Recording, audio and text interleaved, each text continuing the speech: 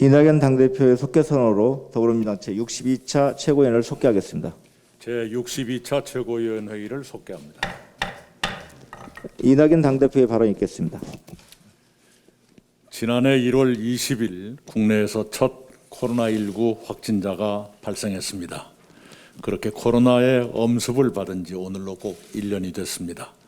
어제까지 1283분의 국민께서 고귀한 생명을 잃으셨습니다. 이 순간도 병마와 싸우고 계신 국민이 12,042분입니다. 유명을 달리하신 분들의 명복을 빌며 유가족들께 위로의 마음을 전합니다. 치료 중이신 모든 분의 쾌유를 바랍니다.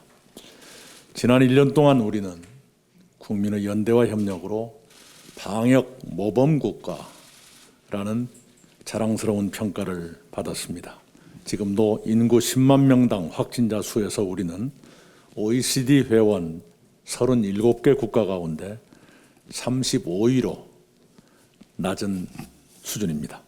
최근에는 감염 재생산 지수가 0.79까지 떨어져서 세계에서 이례적으로 3차 유행을 잘 극복한 그런 나라에 속하고 있습니다.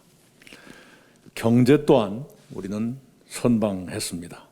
지난해 우리의 경제 성장률은 OECD 회원국 가운데 1위를 기록하고 있습니다.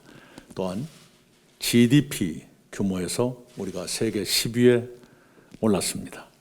이것 또한 노동자와 기업인을 비롯한 국민 여러분의 눈물과 땀의 결실입니다. 거듭거듭 감사드립니다. 그러나 우리는 코로나 위기를 겪으면서 여기저기서 불평등의 심화 같은 상처를 안고 있습니다. 이런 문제들을 해결해 가야만 코로나 이후 시대를 바람직한 미래로 만들 수가 있을 것입니다. 대통령께서 신년사에서 밝히신 바대로 올해는 회복과 포용과 도약의 해가 되어야 합니다. 코로나 상처를 회복하고 서로를 포용하면서 미래를 위한 도약을 시작해야 합니다. 회복은 예산과 재난지원 등이 주된 역할을 할 것입니다. 포용은 역시 예산과 정책, 복지시책, 그리고 우리가 새로 추진하고 있는 이익공유제가 기여해 주기를 바랍니다. 도약의 중심은 한국판 뉴딜 등 미래산업의 육성입니다. 이런 문제들도 우리가 하나도 빠뜨리지 않고 충실히 이행해 가겠다는 말씀을 드립니다. 코로나19로 경제적 불평등 못지않게 교육 불평등도 심화되고 있습니다. 지난해 대입 수능 모의평가에서 중위권 학생은 줄고 상위권과 하위권은 증가했다는 조사 결과가 나와 있습니다. 경제 양극화처럼 학생들의 성적도 양극화되고 있는 것입니다. 집값이 높을수록 원격 수업 학습 시간이 길었고 집값이 낮을수록 학습 시간이 적었다는 조사 결과도 있습니다. 학력 격차가 앞으로 더 심해질 것이라는 예고입니다. 코로나가 끝나더라도 비대면 수업은 지속될 것입니다. 원격 수업은 교육 불평등을 더 악화시키고 있습니다. 코로나 위기를 공교육의 역할과 기능을 강화하는 기회로 삼아 원격 수업에 따른 학습 격차를 해소해야 합니다. 문제 해결을 위해 다양한 지혜를 정책위와 민주연구원이 모아주시기 바랍니다. 교육 불평등으로부터 우리 아이들을 지켜내기 위한 사회적 노력이 필요한 시기입니다. 교육 불평등은 세상에서 가장 아프고 가혹한 불평등입니다. 왜냐하면 교육 불평등은 훗날 더 큰 사회 경제적 불평등을 낳기 때문입니다. 우리가 이런 교육 불평등에 제대로 대응하지 못하면 가까운 미래부터 막대한 사회 경제적 비용을 지불하게 될 것입니다. 소득 불평등이 교육 불평등을 낳는 악순환의 고리를 끊어야겠습니다. 오늘 미국 조 바이든 대통령이 취임합니다. 동맹과 다자주의를 중심하는 바이든 대통령 취임을 계기로 미국이 한층 더 품격 높은 국제적 리더십을 발휘할 것으로 기대합니다. 바이든 대통령은 대통령 선거에서 더 나은 재건 (Build Back Better를 제시했습니다. 미국이 분열과 갈등을 극복하고 통합과 민주주의 복원을 이루기 바랍니다.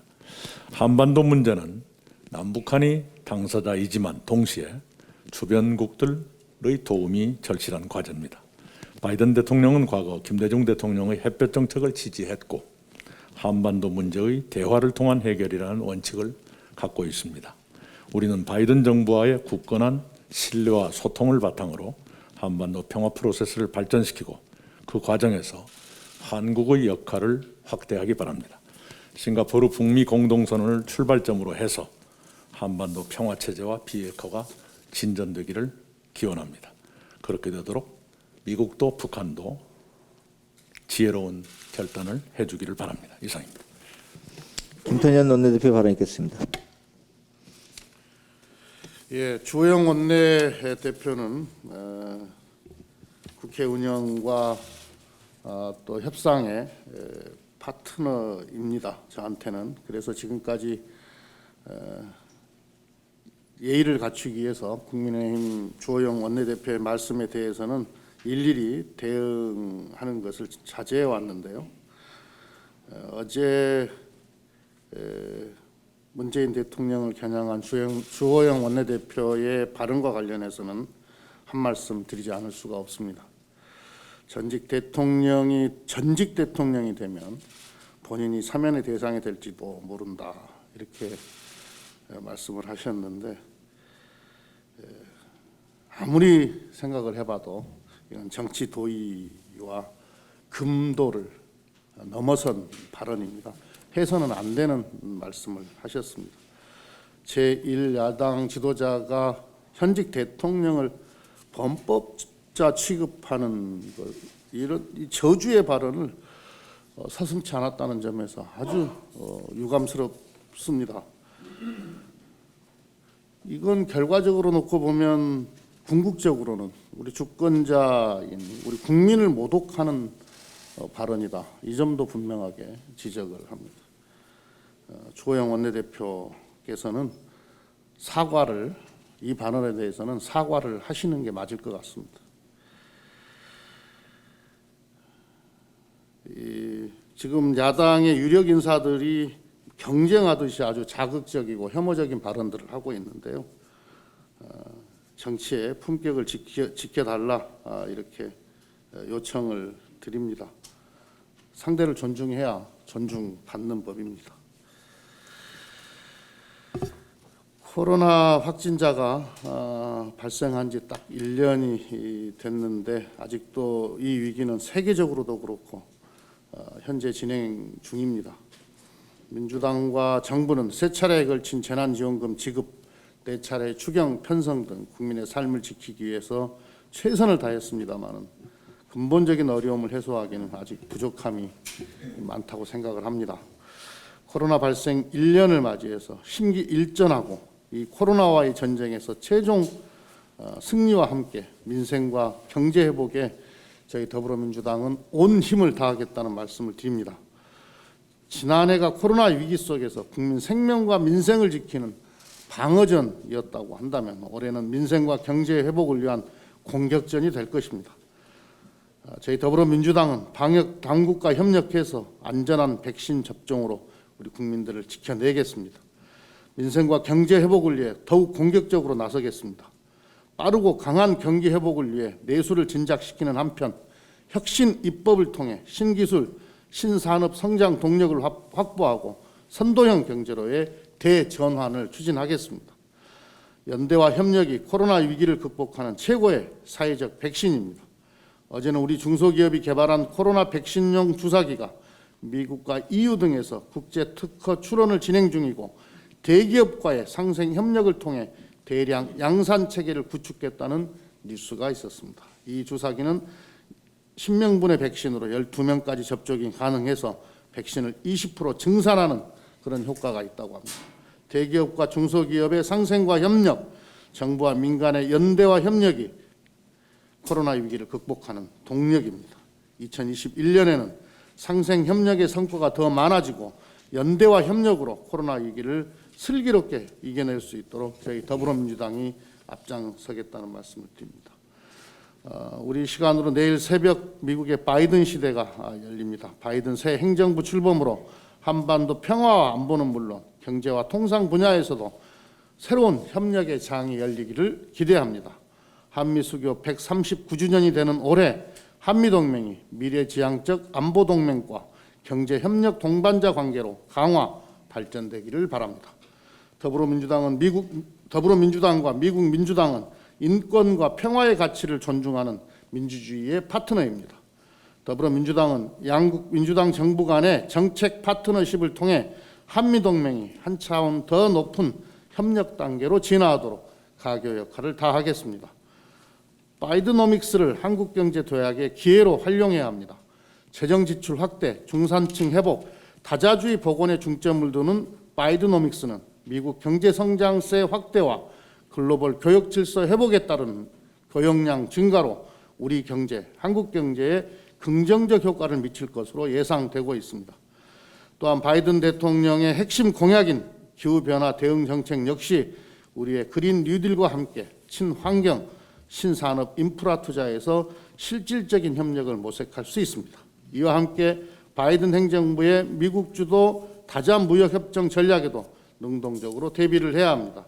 이미 문재인 대통령은 신년사에서 CPIPP 점진적 환태평양 경제 동반자 협정 가입에 적극 검토를 선제적으로 천명한 바 있습니다.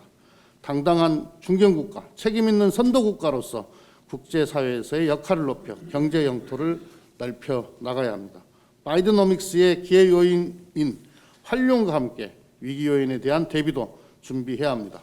달러 약세에 따른 수출 가격 경쟁력 약화와 금융시장의 급격한 변동에 대비한 위기 요인에도 대응 역량을 강화하겠습니다. 더불어민주당과 정부는 바이든 시대의 확고한 안보 동맹과 경제 동반자 관계의 강화로 새로운 한미 동맹 시대를 열어 나가겠습니다. 김종민 최고위원이 발언했겠습니다. 예.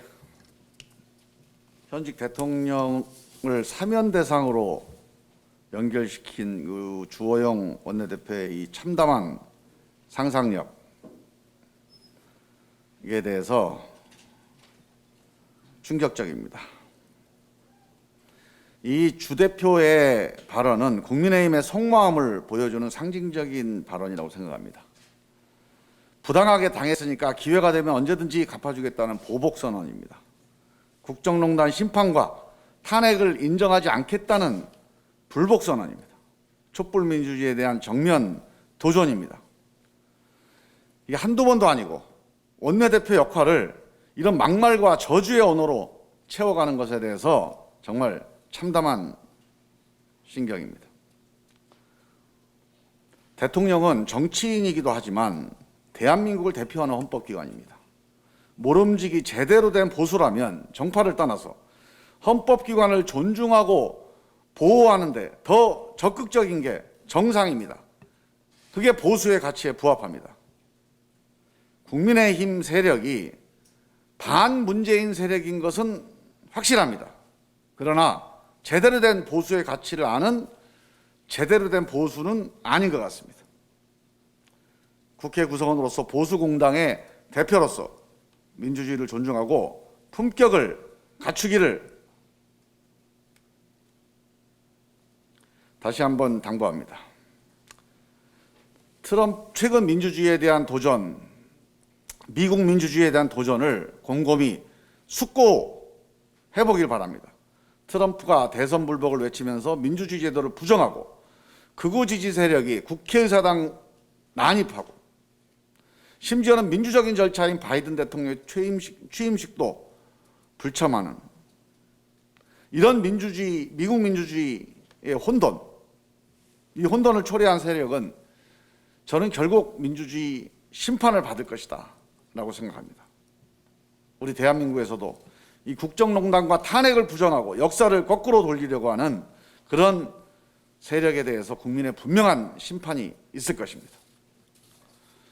한 말씀만 더 드리겠습니다. 오늘은 국내에서 첫 코로나19 감염 확진자가 나온 지 딱 1년이 되는 날입니다. 지난 1년간 우리 국민과 정부는 한마음으로 크고 작은 위기를 넘겨왔습니다. 국민 여러분께 정말 감사하다는 말씀, 덕분이라는 말씀, 그리고 조금만 더 힘내자는 말씀을 드리고 싶습니다. 오늘은 코로나 인포데믹에 대해서 한번 생각을 해봤으면 좋겠습니다. 지난 1년간 대한민국은 코로나 팬데믹에 맞서서 싸우기도 했지만 더불어서 가짜뉴스, 부정확한 뉴스라는 코로나 인포데믹과 싸워야 했습니다. 전무후무한 신종 바이러스가 우리 삶을 망가뜨리는 동안 인포데믹은 우리 사회의 분열과 공포를 더하는 방역의 장애물이었습니다. 부정확한 보도, 가짜뉴스가 수많은 경마식 추격 보도로 혼란을 가중시켰습니다. 급기야 독감 백신이 사망 부작용을 낳는다. 이 보도로 인해서 백신 접종을 거부하는 상황까지 벌어졌습니다. 결과적으로 65세 이상 어르신들의 접종률이 전년도 83%에서 65%로 18%나 감소했습니다. 배달신문이 주도하던 과거의 언론 보도는 마을에 있는 우물과 같아서 오염물질이 생기더라도 치유가 가능했습니다. 그러나 인터넷 시대의 보도는 상수도로 전국이 연결되어 있는 것과 같습니다. 여기에 가짜뉴스라는 오염물질이 한번 확산되면 그 피해 정도가 실로 엄청날 수밖에 없습니다. 이제 지난 1년을 돌아보면서 코로나19와의 전쟁에서 결정적 승기를 잡아야 하는 중요한 시기입니다. 당장 2월부터 백신 접종이 시작됩니다. 코로나 전쟁을 끝내느냐 마느냐 중대한 기로에 서 있습니다. 작년 독감 백신 접종 시기와 같이 야당의 추측성 발언, 부정확한 보도, 경마식 보도 이제 다시는 이어져서는 안 되겠습니다. 언론은 정확한 사실 전달로 방역에 동참하고 가짜뉴스를 바로잡는 역할로 국민의 정확한 판단에 기회해 주기를 다시 한번 호소드립니다. 포스트 코로나 위기 극복, 여야, 언론, 중앙정부, 자치단체 모두가 힘을 한 방향으로 모아서 함께 극복해 나갑시다. 이상입니다. 염태영 최고위원의 답변 있겠습니다. 예. 1년 전 오늘 코로나19 국내 첫 확진자가 발생한 날임을 우리 원내대표나 또 김종민 최고께서도 말씀하셨습니다. 지난 1년 우리 국민은 방역과 생업 현장에서 사투를 벌여왔습니다. 코로나19로 생긴 사회적 재난은 바이러스 종식으로 끝나지 않습니다. 지난 1년 사이 많은 일자리가 사라지고 폐업이 줄을 이었습니다. 사회 양극화 심화는 우리 사회의 또 다른 불안 요소입니다. 정부와 국회는 적극적인 재정 확장을 통해 양극화 해소에 노력하고 있지만 아직 충분하지 않습니다. 이낙연 당대표께서 이익 공유제를 제안하신 취지도 재난의 후폭풍을 사회적 연대의 힘으로 함께 헤쳐나가자는 데 있다고 봅니다. 그래서 이 공유제가 특정 기업에 대한 옥죄기로 곡해되어서는 안 될 것입니다. 진정한 연대는 개인에게 집중되고 있는 위험의 분산을 통해 사회 전 구성원의 안전성을 높이는 일종의 사회보험과 같은 것입니다. 이미 금융산업공익재단, 우분투재단, 공공상생연대기금 등 노사가 함께 사회연대기금을 조성해서 비정규직 처우 개선과 플랫폼 노동자의 노동환경 개선 등을 지원하고 있습니다. 전국 113개 지방정부는 위수탁 사업에 최저임금보다 높은 수준의 생활임금을 지급하고 있습니다. 또한 신안군은 지역 주민이 신재생 에너지 개발 사업에 참여해서 사업주와 개발 이익을 공유하는 그런 사례를 만들어내기도 합니다. 이 모든 시도가 사회연대를 통한 이익 공유의 방식들입니다. 이익 공유제 정착을 위한 정부 노력도 주문합니다. 국내 기업 투자에 절대적 영향력을 행사하고 있는 국민연금이 환경, 사회, 지배구조 개선을 의미하는 ESG를 중심으로 한 투자에 적극 나서기를 바랍니다. ESG 투자가 활성화되면 기업들은 사회공헌 활동의 틀을 넘어서 제품 생산에서부터 노동자 처우 개선, 지역사회 이익 환원 등 경영활동 전반의 사회적 연대를 실천하게 될 것입니다. 또한 K 뉴딜 정책 전반에 사회적 책임 기준을 마련하는 등 더욱 적극적인 동기부여 방안도 제시할 필요가 있습니다. 이 공유제는 사회적 연대의 정신으로 우리 사회를 더 안전하고 더 건강한 공동체로 만드는 지름길이 될 것입니다. 재난을 진정으로 극복하기 위한 우리 사회 구동원 모두의 지혜와 협력이 필요한 시점입니다. 이상입니다. 노웅래 최고위원의 발언 있겠습니다. 예, 코로나19의 여파는 모든 산업에 심대한 악영향을 미치고 있지만 그중에서 가장 크게 타격을 입은 산업으로는 세계적인 소프트 파워를 이끄는 문화예술계를 꼽아야 할 것입니다. 영화와 연극 등 대중문화부터 순수예술과 전통문화예술에 이르기까지 장르와 분야에 관계없이 모든 관련 매출이 급감하면서 문화계는 그야말로 코로나 보릿고개를 맞이하고 있습니다. 영화의 경우 영업 제한과 좌석 띄어앉기 등이 시행되면서 지난해 대비 매출이 73%나 급감하였습니다. 하루 관객수는 역대 최저치인 1,700여 명을 기록하였고 CGV의 경우에 지난해 하반기 순소출이 4천억을 넘었습니다. 공연 역시 마찬가지입니다. 올해 하반기 공연계의 총 매출은 745억 원으로 지난해에 비해 약 60%나 감소하였습니다. 작년 하반기입니다. 그나마 대형 뮤지컬들이 근근히 명맥을 유지한 것에 비해 무연과 국악 등 순수 예술은 약 10분의 1 수준으로 감소하였습니다. 문화예술계를 이대로 방치할 경우 창작 활동가는 생계 유지를 위해 예술을 포기할 수밖에 없고 영화와 공연 스태프 등 관련 산업 종사자들 역시 떠나게 되어 미래 전략 산업인 문화 생태계가 한순간에 무너질 수도 있습니다. 현재 정부에서 예술인에 대한 지원을 하고 있으나 단순히 개인에 대한 지원만 가지고는 부족합니다. 산업 전반적인 지원이 절실합니다. 예전 보릿고개 시절 환곡제도를 행했던 것처럼 영화진흥기금과 문해진흥기금 등을 활용하여 코로나 보릿고개를 맞고 있는 영화계와 공연계, 전시계 등에 일시적으로 저리대출을 해주었다가 나중에 코로나가 진정된 이후에 돌려받는 등의 적극적이고도 실질적인 대책 마련에 적극 나서야 할 때입니다. 세월호 참사 문제 하나 더 하겠습니다. 세월호 참사 특별수사단이 세월호 수사 외압 등의 의혹을 대부분 무혐의 처리하였습니다. 허탈감을 넘어서 분노를 느낍니다. 해경에 대해 업무상 과실치사 혐의를 적용하지 말라고 한 법무부와 박근혜 청와대에 대해서는 외압이 아닌 단순 의견 제시로 무혐의 처분했습니다. 청와대 지시를 압력이 아닌 의견 제시로 생각할 사람이 얼마나 되겠습니까?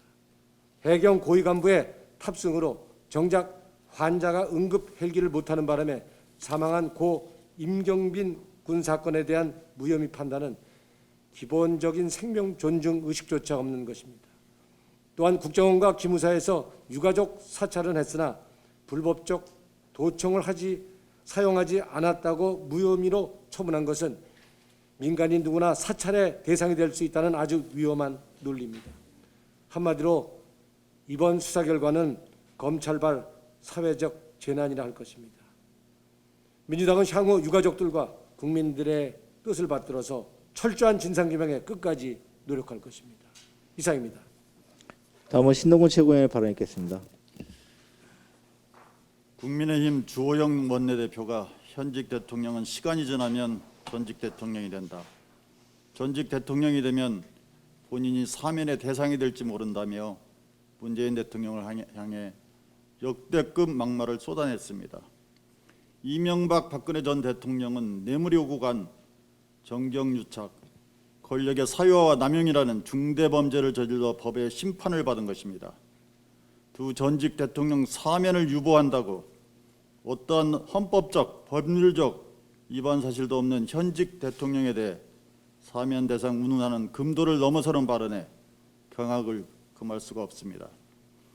주호영 원내대표의 막말은 문재인 대통령에 대한 모독과 협박으로 범죄에 가까운 역대급 막말입니다.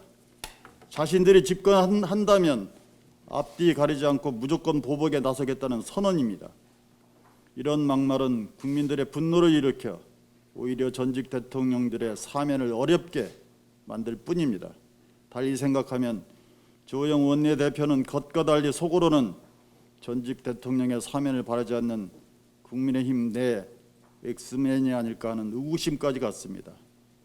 주호영 원내대표는 자신의 막말에 대해 사과하기 바랍니다.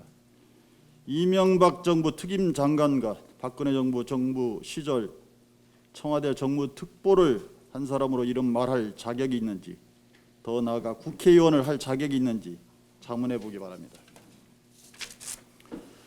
친구라는 영화가 있습니다. 네가 가라 하와이 대사로 유명한 소위 조폭 영화입니다. 어려서 친구였던 주인공들이 나중에 경쟁하는 조폭이 돼 결국 준석이 친구 동수를 살인을 교사해 처벌을 받는다는 것이 줄거리입니다. 준석은 동수의 살인 교사를 순순히 인정하고 구속됩니다. 이에 또 다른 친구 상택이 왜 순순히 죄를 인정했냐고 묻습니다. 준석아, 너 왜 그랬어? 준석이 답하기를 쪽팔리잖아. 동수나 내나 건달이잖아. 건달이 쪽팔리면 안 되잖아. 이렇게 말합니다. 영화 속 조폭들조차 쪽팔려야 할 일이 현실에서 벌어졌습니다. 명색이 검사라는 사람들이 벌인 일입니다. 라임 자산운용 김봉현 전 회장으로부터 룸살롱 술접대를 받았다는 의혹으로 서울 남부지검에 수사를 받았던 전 현직 검사 4명이 의혹 제기 다음 날 휴대폰을 교체하고 메신저 대화 내용을 삭제하고 업무용 컴퓨터까지 교체했다고 합니다. 범죄자들이 통상 증거인멸을 위해 쓰는 방법입니다. 금묵자흑이라고 했습니다. 먹을 가까이 하면 검게 된다는 뜻으로 나쁜 사람을 가까이 하면 그 버릇을 닮게 됨을 경고하는 말입니다. 범죄자들을 가까이 하다 보니 범죄자들을 닮아 증거인멸하는 형태를 버젓이 벌였다는 맹비난을 면하기 어렵습니다. 전현직 검사들이나 일본 범죄다나 도덕 수준과 법에 대한 감수성이 전혀 다르지 않다는 사실에 허탈합니다. 이러면서도 결박을 주장하고 있을 것입니다. 쪽팔림이 국민의 몫이 돼서는 안 됩니다. 철저한 수사로 일벌백계 해야 합니다. 이상입니다. 다음은 양자 최고위원의 발언 있겠습니다.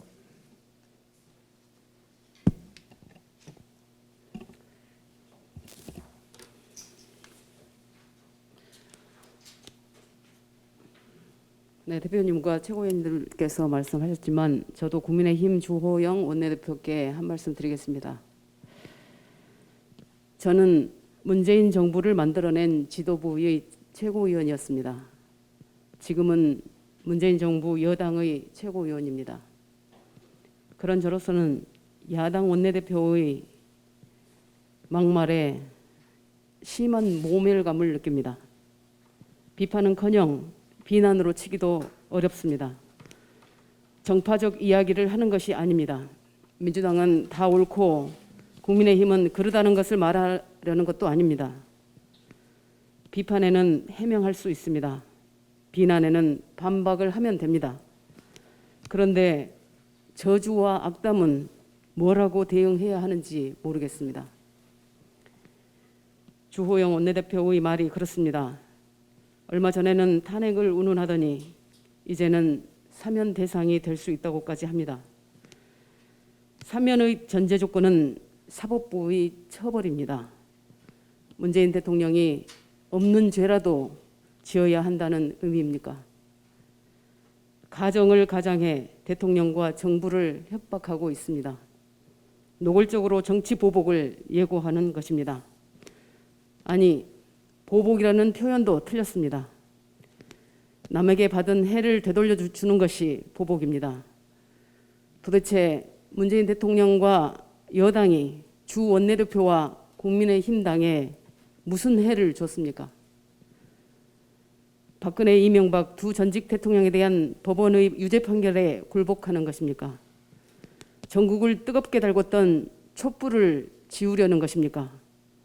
국민의힘 의원 상당수가 함께한 탄핵 소추를 부인하는 것입니까? 아니면 헌법재판소의 탄핵 결정을 거부하는 것입니까? 차라리 그렇다고 말씀하십시오. 그러면 최소한 보복이라는 단어는 붙여드리겠습니다.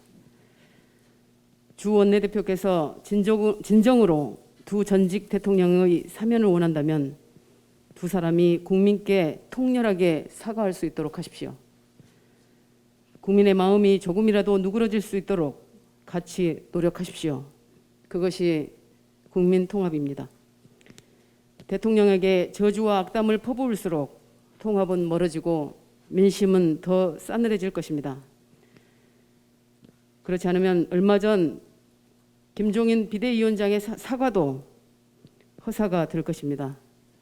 진심으로 드리는 충고입니다. 이상입니다. 박흥배 최고위원의 발언 있겠습니다. 우리 당은 지난달 정기국회에서 아예로 3법 중 하나인 공무원 노조법 개정안을 통과시켜 공무원의 노조할 권리를 확대했습니다. 아예로는 노조의 조합원 자격을 법률이 아닌 노조 규약을 통해 스스로 정하도록 수차례 권고한 바 있습니다. 개정 법안은 현직 공무원 중 6급 이하 일반직과 외무행정 및 외교정보관리직 공무원만 노조를 가입하도록 제한한 기존 규정을 삭제해 5급 이상 공무원과 조교를 포함한 교육공무원 그리고 소방공무원도 노조에 가입할 수 있도록 했습니다. 그러나 일각에서는 개정안이 직급 제한만 삭제했을 뿐 업무 지휘권이 있는 경우 가입을 금지해 실효성 없는 껍데기 개정안을 만들었다는 비판도 존재합니다. 독일에서는 장관도 국가에 고용된 피고용자라고 인식해 노동조합에 가입합니다. 메르켈 총리도 할 수만 있다면 총리가 된 뒤에도 노동조합원 자격을 유지하면서 조합비를 계속 내고 싶다고 말한 적이 있습니다. 정부는 개정 법안에 포함된 업무 지휘권이라는 모호한 단서 조항이 현장에서 어떻게 적용되는지 면밀히 살펴봐 주시기 바랍니다. 우리 당은 필요한 경우 추가적인 법 개정을 검토하겠습니다. 지난 공무원 노조법 개정 당시 다루지 못한 문제점 중 하나는 공무원의 근로시간 면제 제도입니다. 노조법에서는 근로시간 면제 제도를 통해 노조 전임자 활동을 일정 한도 내에서 근무시간으로 인정하고 급여를 지급할 수 있도록 하고 있지만 공무원 노조법과 교원 노조법은 합리적인 사유 없이 근로시간 면제 제도의 적용을 배제하고 있습니다. 공무원과 교원은 노동 3권 중 단체 행동권을 보장받지 못해 쟁의 행위를 할 권한이 없는데 적법한 노조 활동을 위한 근로시간 면제까지 제약해 일반 노동자들에 비해 노동권을 과도하게 제약한다는 비판이 제기되어 왔습니다. 노사관계의 특성과 조직의 규모, 능력 등을 고려해 공무원에 대해서도 유급 노동조합 활동을 보장하고 있는 다른 나라들과 비교해도 차이가 큽니다. 지난해 9월 우리 당의 장철민 의원께서 공무원 노조에 대한 근로시간 면제제도 도입을 위한 공무원 노조법 개정안을 발의했습니다. 우리 당은 공무원들도 그들의 노동기본권을 합리적인 기준에서 차별 없이 보장받을 수 있도록 지속적인 관심과 개선 노력을 기울여 나가겠습니다. 이상입니다. 네, 다음은 박성민 최고위원 발언 있겠습니다.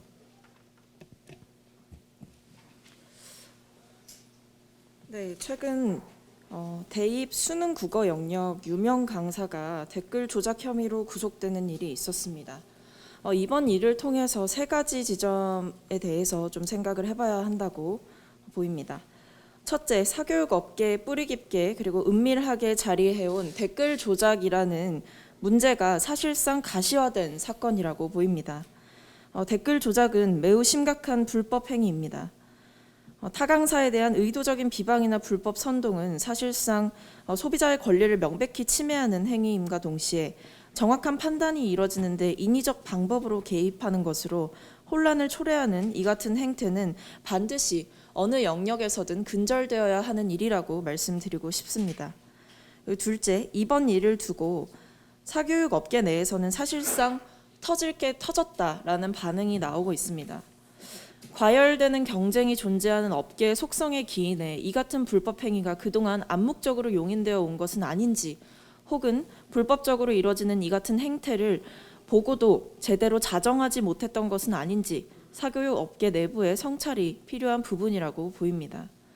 어느 영역이든 자정 능력을 갖추고 나아갈 때 건강한 생태계의 조성이 가능하다는 것은 명백한 사실이기 때문입니다. 그리고 세 번째는 수험생들의 피해가 심각하다는 점입니다. 청소년과 청년들이 대부분일 아마 이 인기 강사의 강의의 수험생들은 근본의 사태로 인해서 사실상 업체보다 더 많은 피해를 오롯하게 감당해야 하는 대상이 되었습니다.